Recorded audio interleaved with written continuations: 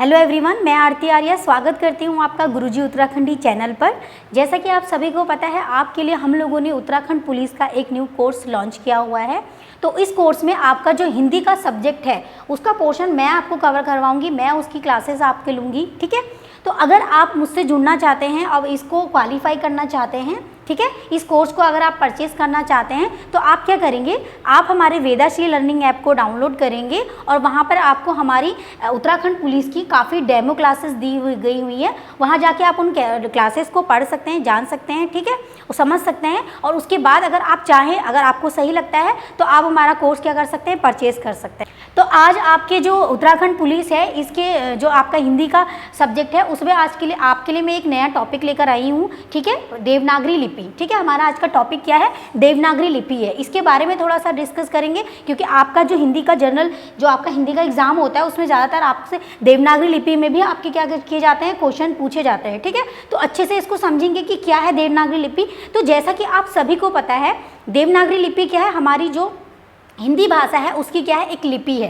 क्या है, एक लिपि है। मतलब कि आप कह सकते हो जो हम हिंदी भाषा में यूज़ करते हैं, जैसे कि मैं अगर कुछ लिख रही हूँ राम, तो मैंने यहाँ पे वर्ण लिया है र, यहाँ म लिया है। ठीक है, तो इसी तरीके से जो क ख ग ऐसे होते हैं, इनके लिखने का जो तरीका होता है, ठीक है, जो इनके लिखने का तरीका होता है, ठीक है, जो इनके लिखने का तरीका होता है वही हमारे क्या कहलाते हैं, वर्ण कहला जाते हैं। जैसे मैंने क ख लिखा, ठीक है, मैं यहाँ पे ऐसे, जैसे मैंने ग लिखा, मैंने यहाँ पे मात्रा लिखी। तो ये जो हमारे तरीके होते हैं लिखने के, ये हमारे क्या कह जाए, ये हमारी क्या कहलाती है, लिपि कहलाती है। ठीक है, अब बात क्या आती है कि जो मानव है, जो हम ये जो ह्यूमन है, ठीक है, इसके इनमें क्या हुआ, इनमें सबसे पहले जो इनके विचार थे उसमें भाषा का मतलब भाषा का विचार आया। ठीक है, भाषा बोलने का विचार आया। अब एक बात बताइए, सिर्फ बोलना ही हम क्या कर सकते हैं, बोलना हमारा एक संतुष्टि नहीं दे सकता ना। तो जब भाषा है, जो हमारी लैंग्वेज है, जिस तरह से मैं अभी आपसे बात कर रही हूँ, तो जो हमारी लैंग्वेज है इसको एक सार्थक रूप देने के लिए ही क्या हुआ, हमारी देवनागरी लिपि का जन्म हुआ। ठीक है, आप कह सकते हो हिंदी भाषा को सार्थक,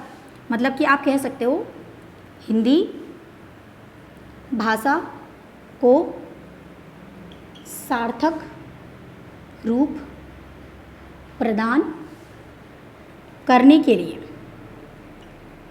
ठीक है, करने के लिए क्या हुआ, हमारा देवनागरी लिपि का क्या हुआ, जन्म हुआ।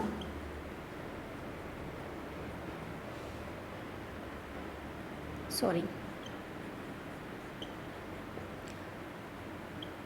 इतना क्लियर हुआ आप लोगों को। ठीक है, मतलब आप कह सकते हैं जो हमारी भाषा है, मतलब कि मानव ने सबसे पहले भाषा का, अपने विचारों में भाषा का उद्गम किया। उसके बाद क्या हुआ, उसको एक सार्थक रूप देने के लिए क्या किया गया, अपना देवनागरी लिपि का जन्म हुआ। ठीक है, अब जो देवनागरी लिपि है इसको भी हमने 4 भागों में क्या किया, विभाजित किया।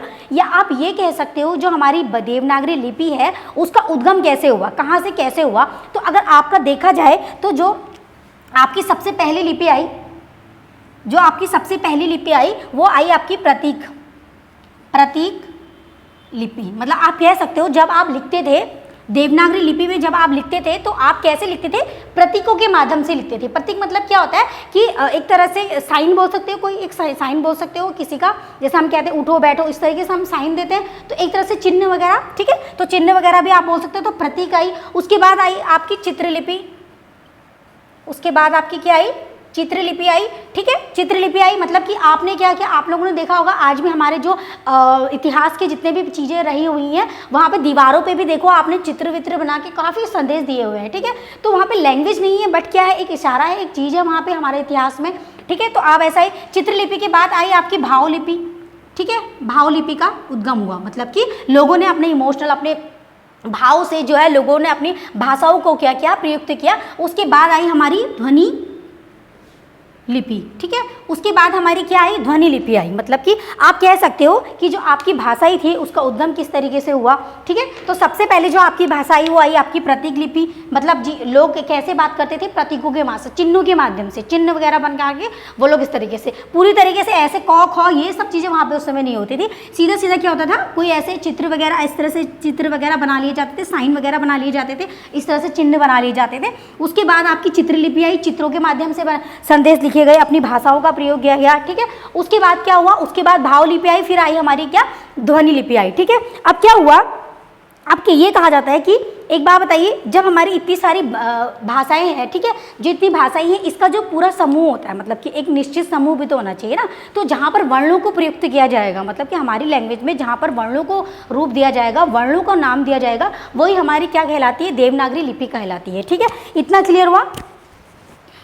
मतलब कि जो हमारी ध्वनि है उसको एक सार्थक रूप देने के लिए हमारी देवनागरी लिपि का क्या हुआ, जन्म हुआ। ठीक है, अब बात क्या आती है कि प्रत्येक भाषा में वर्ण अलग अलग होते हैं। जैसे हमारी हिंदी भाषा है तो हम हिंदी भाषा को किस तरीके से लिखते हैं, इस तरीके से लिखते हैं या नहीं लिखते हैं। तो हम अपनी जो हिंदी भाषा है उसको ऐसे लिखते हैं, बट अगर उर्दू में देखो तो उनकी लिपि अलग होगी, संस्कृत की चीज़ें अलग होंगी। ठीक है, उस तरह की पंजाबी की आपकी अलग होगी, पंजाबी की अलग होगी, उर्दू की अलग होगी, मराठी लोग अलग लिखेंगे, बंगाली लोग अलग लिखेंगे। तो ये लोग, इन लोगों की जो लिपि होती है, मतलब अपना जो हम लोग लिखते हैं वो ऐसे थोड़ा ना लिखते होंगे। जो आपका उर्दू है, ठीक है, जो उर्दू है वो चित्र को इस तरीके से थोड़ा लिखते होंगे, उनकी भी अलग अलग लिपियां होती होंगी ना, ऐसे इस तरीके से समथिंग है ना, इस तरीके की लिपियां होती होंगी। तो कहा जाता है कि जो चित्रलिपि है, मतलब जो लिपियां होती हैं उनके अनेक रूप होते हैं, मतलब कि वो अनेक रूपों में क्या होती है, विभाजित होती है। इसीलिए उनको क्या होता है, अनेक अनेक भाषाओं में उन अनेक अनेक अलग अलग रूप में क्या किया जाता है, प्रयुक्त किया जाता है। इतना क्लियर हो गया आप लोगों को। अब बात क्या आती है, इसको मिटा देती हूँ मैं। ठीक है, आई होप आप लोग भी लिख रहे होंगे इसको।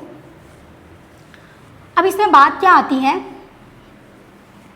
अब इसमें बात यह आती है कि जो हमारी देवनागरी लिपि है इसका यूज़ कहाँ होता है। तो हमारी जो हिंदी भाषा है उसमें हमारी हिंदी भाषा है उसकी अगर लिपि आप लोगों से पूछी जाए, एक नंबर आपका यहीं पर ही क्वेश्चन बन जाएगा कि हिंदी भाषा की लिपि कौन सी है, तो आप क्या कहोगे, देवनागरी लिपि क्या है, हिंदी भाषा की लिपि है। इतना क्लियर हो गया। अब बात यह आती है कि हमारे देश में प्रमुख भाषा हिंदी और हिंदी भाषा की लिपि में प्रख्यात है। ठीक है, इतना क्लियर हुआ। अब एक बात आती है इसकी जन्म की। अब यहाँ पे आ जाते हैं इसके जन्म पे। ठीक है, तो इसके जन्म पर आ जाते हैं। अब माना ये जाता है कि जो देवनागरी लिपि है इसका जन्म कहाँ से हुआ। क्वेश्चन ये बनेगा कि आपसे पूछ लिया जाएगा कि जो देवनागरी लिपि है उसका जन्म कहाँ से हुआ, कैसे हुआ। तो आप क्या कहोगे, जो देवनागरी लिपि है इसका जन्म जो है वो ब्राह्मी लिपि से हुआ है। कहाँ से हुआ है, ब्राह्मी लिपि से। ठीक है, तो इसका जन्म कहाँ से हुआ है, आपके ब्राह्मी लिपि से इसका जन्म हुआ है। ठीक है, अब बात ये आती है कि आपने देखा जो देवनागरी लिपि है उसका जन्म किससे हो रहा है, ब्राह्मी लिपि से हो रहा है। अब बात ये भी आएगी कि ब्राह्मी लिपि किसने ब्राह्मी लिपि का वो किया, उद्गम किया। ठीक है, तो आर्यों ने, कहा जाता है कि आर्यों ने ब्राह्मी लिपि का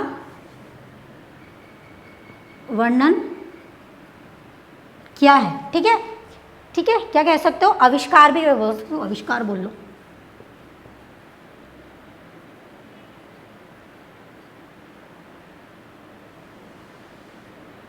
ठीक है, तो यहाँ पे क्या आ गया, आप लोगों ने 3 पॉइंट बने। आपकी देवनागरी लिपि कहाँ से ली गई है, ब्राह्मी लिपि से गई है। अगर आपसे पूछ लिया जाए कि ब्राह्मी लिपि कहाँ से आई, तो आप कहोगे आर्यों ने ब्राह्मी लिपि का क्या किया, आविष्कार किया है। किसने किया है, आर्यों ने ब्राह्मी लिपि का आविष्कार किया है। अब इसमें 2 चीज़ें आपकी मेन पॉइंट ये बनता है कि आपको पता है कि जो आपकी ब्राह्मी लिपि थी, मतलब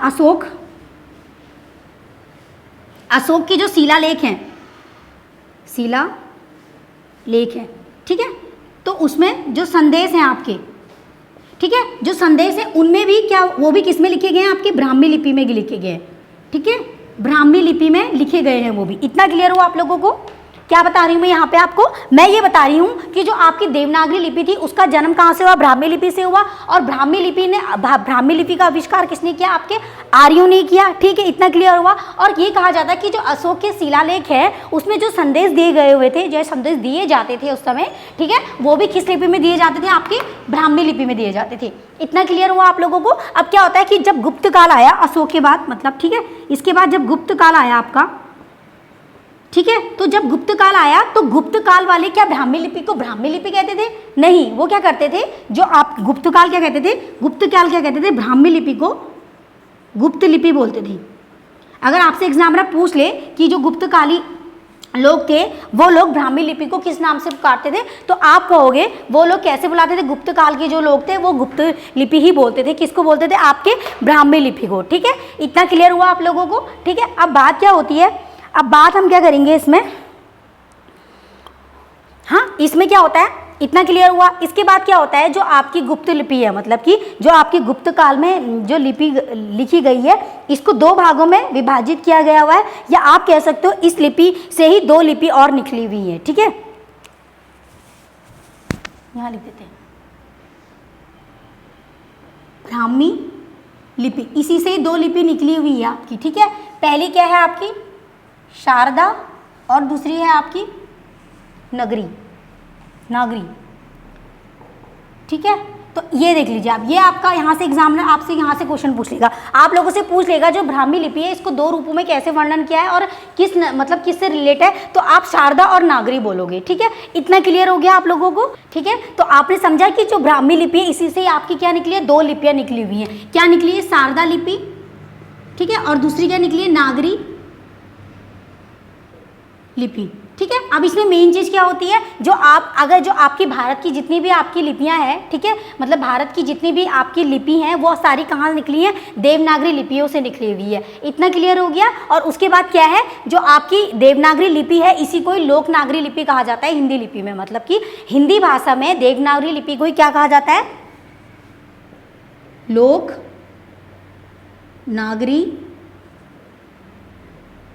लिपि। ठीक है, ये किस में कहा जाता है, इसको हिंदी में, हिंदी भाषा में इसको लोकनागरी लिपि भी कहा जाता है। किसको कहा जाता है, देवनागरी लिपि को ही हिंदी भाषा में लोकनागरी लिपि कहा जाता है। और भारत की सारी लिपियां किससे निकलती हैं, देवनागरी लिपि से निकलती है। जितनी भी भाषाएं निकलती हैं भारत की वो देवनागरी लिपि से निकलती है, ऐसा आप कह सकते हैं। तो गाइज आज हमने क्या पढ़ा, देवनागरी लिपि के बारे में पढ़ा। ठीक है, आज के लेक्चर में आपके लिए इतना ही था। नेक्स्ट वीडियो में आपके लिए हम इसके गुणों और दोषों के बारे में पढ़ेंगे। ठीक है, अगर आप ये कोर्स परचेज करना चाहते हो, पढ़ना चाहते हो और इस एग्ज़ाम को क्वालिफाई करना चाहते हो तो आप हमारे वेदाश्री लर्निंग ऐप डाउनलोड कीजिए। वहाँ पर आपको हमारी डेमो क्लासेस दी गई हुई हैं और आपको अगर कोई भी क्वेरी होती है तो आप वहाँ पे नंबर दिया गया है, नीचे चैनल पे भी आपका नंबर चल रहा है, आप यहाँ पे हमसे कांटेक्ट कर सकते हो। तो गाइज आज की वीडियो में आपके लिए इतना ही था। मिलूंगी आपसे नेक्स्ट वीडियो पे, तब तक के लिए धन्यवाद।